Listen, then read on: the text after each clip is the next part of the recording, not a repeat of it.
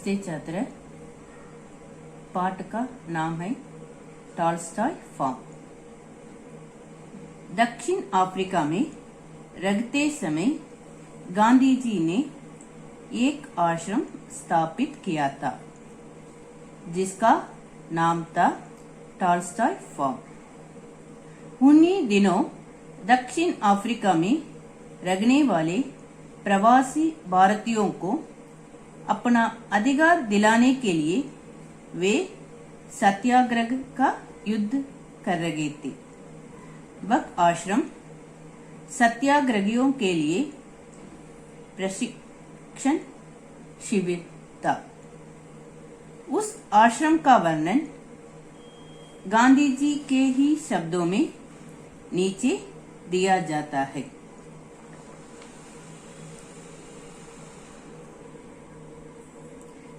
कहते थे कि अब हमारा काम यह था कि सत्याग्रही कुटुंबों को उद्यमी रखे, उद्यमी करते मेहनती रखे, पैसे बचावे और अतः हम स्वाश्रयी हो जाए। स्वाश्रयी का अर्थ है स्वाश्रयी, इसका अर्थ है अपने भरोसे रखने वाला। इस तरह सत्याग्रही कुटुंबों को मेहनती रखे। इसके लिए क्या करना चाहिए, इसके बारे में हम सोच रहे थे। हमने सोचा कि अगर हम इतना कर गुजरे तो आगे कितने समय तक लग सकेंगे।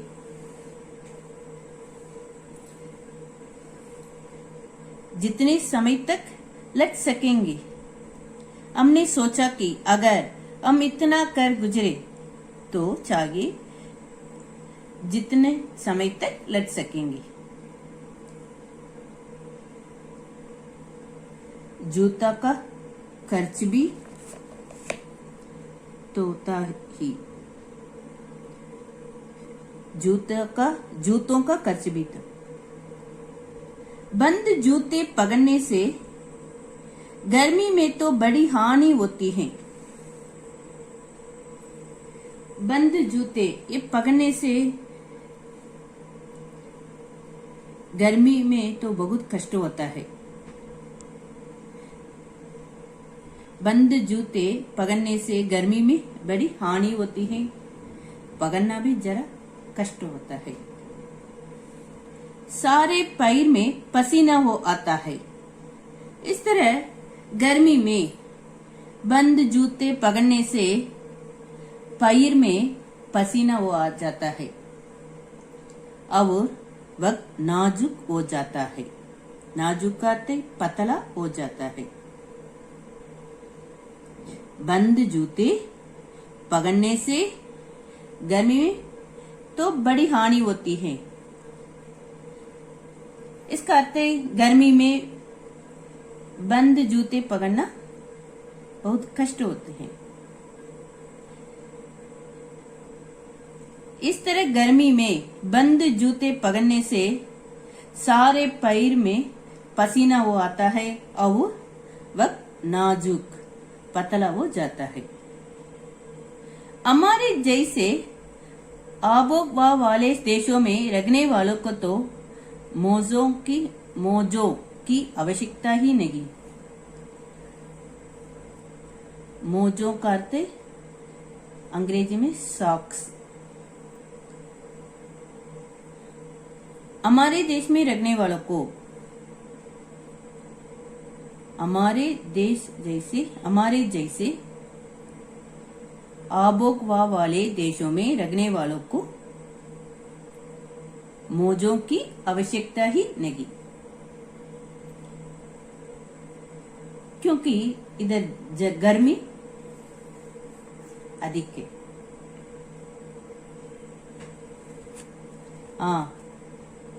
कंकड़, पत्थर, कांटा आदि से पैर की रक्षा करने के लिए हमने एक हद तक जूते को आवश्यक माना था। बंद जूते पकड़ना जरा कष्ट है, लेकिन कंकड़, पत्थर, कांटा आदि से पैर की रक्षा करने के लिए हमने एक हद तक, एक सीमा तक जूते की आवश्यक माना था। इसका अर्थ है कंकड़, पत्थर, कांटा आदि से पैर की रक्षा करने के लिए जूता पहनना बहुत आवश्यक होता है। इसलिए हमने कंटक रक्षक अर्थात चप्पल बनाने का धंधा सीखने का निश्चय किया। बंद जूते पहनने से गर्मी में तो बड़ी हानि होती है, इसलिए कंटक रक्षक चप्पल पहनने का निश्चय किया। इसलिए हमने कंटक रक्षक अर्थात चप्पल बनाने का धंधा सीखने का निश्चय किया।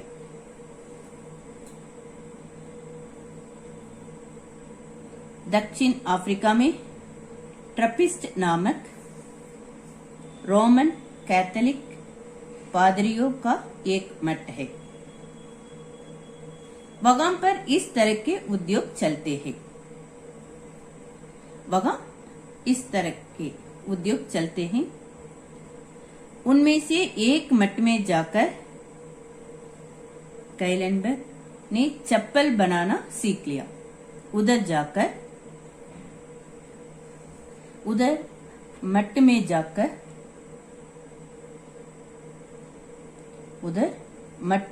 जाकर वे चप्पल बनाना सीख लिया।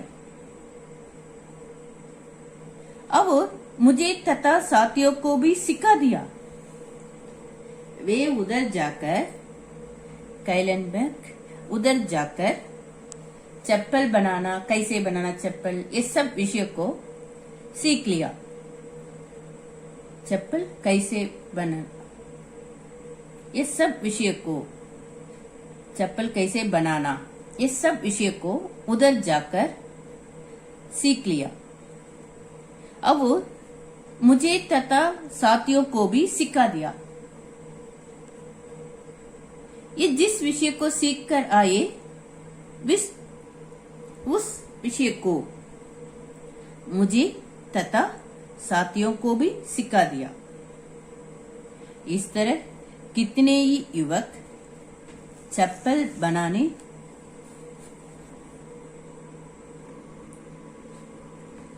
बनाना सीख गए और हम अपने मित्र वर्ग में उनको बेचने में लगे।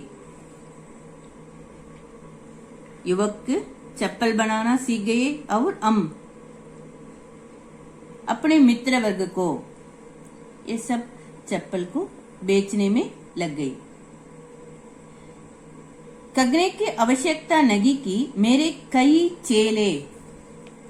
चेले का अर्थ है शिष्य, विद्यार्थी इस कला में मुझसे बहुत आगे बढ़ गए। इसका अर्थ है गांधी जी कहते थे कि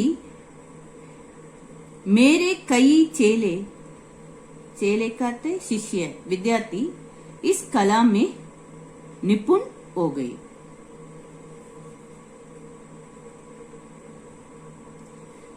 बालक बालिकाओं और युवकों के लिए पाठशाला तो अवश्य होनी चाहिए ना। यह काम सबसे कठिन मालूम हुआ और अब तक पूर्णता को नहीं पहुंचाता।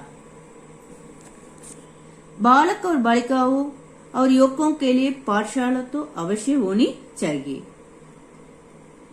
इसके लिए क्या करना है, इसके बारे में हम सोच रहे थे। शिक्षा का भार खासकर मिस्टर कैलेनबर्ग और मुझ पर था। पाठशाला का समय दोपहर बाद ही रखा जा सकता था, क्योंकि सवेरे काम करना पड़ता है। इसलिए पाठशाला का समय दोपहर बाद ही रखा जा सकता था। मजदूरी करते करते हम दोनों खूब थक जाते। सवेरे काम करने के कारण मैं और मिस्टर कैलनबैक हम दोनों बहु खूब थक जाते। विद्यार्थी भी जरूर थक जाते। हम दोनों भी थक जाते, टायर्ड हो जाते। विद्यार्थी भी जरूर थक जाते, टायर्ड हो जाते। अर्थात बड़ी देर तक मारे नींद के वे भी जोंके खाते और हम भी आंखों पर पानी लगाते। नींद आते ही रहे, इसलिए हम भी आंखों पर पानी लगाते। बच्चों के साथ हंसी खेल करते और उनका तथा अपना भी आलस्य भगाते। नींद आते रहे, इसलिए आंखों पर पानी लगाते। कुछ समय तक हमने बच्चों के साथ हंस खेल करते थे, पर कई बार एक सब प्रयत्न क्या हो गया, पर कई बार एक सब प्रयत्न निष्फल होता, यूजलेस होता। शरीर को आराम देना ही पड़ता। सवेरे ज्यादा काम करने के कारण दोपहर बाद हमको नींद आते थे। शरीर को आराम देना ही पड़ता। किंतु एक तो पगला और सबसे छोटा विघ्न हुआ। विघ्न करते बाधा हुआ, क्योंकि उगते रखने पर भी वर्ग को तो शुरू ही रखते।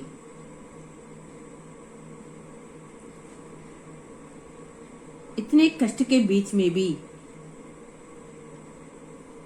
हम तो वर्ग को तो शुरू ही रखते।